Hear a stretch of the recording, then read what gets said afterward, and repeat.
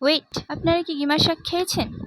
অবশ্যই গরমকালে মা মানে বেঁধে ধরে মেরে তেতো খাওয়ায়। যাই হোক, আমাকেও তাই খাওয়ায়, আমাকেও খেতে হয়, কিছু করার নেই।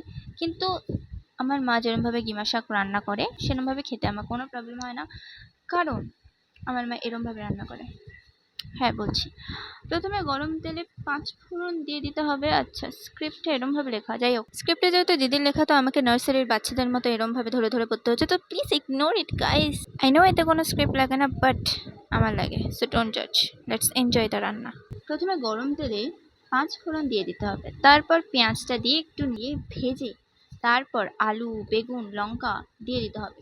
পরিমাণ মতো নুন ও হলুদ দিয়ে একটু ভাজা হলে শাকটা দিয়ে দিতে হবে। এখানেই আমার মায়ের একটা স্পেশাল টাচ, সর্ষে বাটা দিয়ে দিতে হবে। এরপর পরিমাণ মতো চিনি দেবেন, ব্যাস একটু ভালো করে নেড়ে চেড়ে দিলেই হয়ে গেল গিমা শাক রেডি। শাকটা একটু তেতো, তাই এভাবে করে খেলে ভালো লাগবে। আমি নিজেও তেতো খুব একটা খাই না, তবে আমার দিদির কিমা শাকটা বেশ পছন্দের, জানি না কিভাবে খেয়ে নেয়। যাই হোক, তো গাইস আজকে ভয়েস ওভারে আপনাদের সাথে আমি ছিলাম, দিদি একটু ব্যস্ত guys, very busy very busy, কি আর করার। তো আশা করবো গাইস আপনাদের ভিডিওটা ভালো লেগেছে। তো ভিডিও ভালো লাগলে please do like, share and subscribe. আর দেখা হচ্ছে নেক্সট ভিডিওতে, ততক্ষণের জন্য স্টে টিউনড। Okay, by.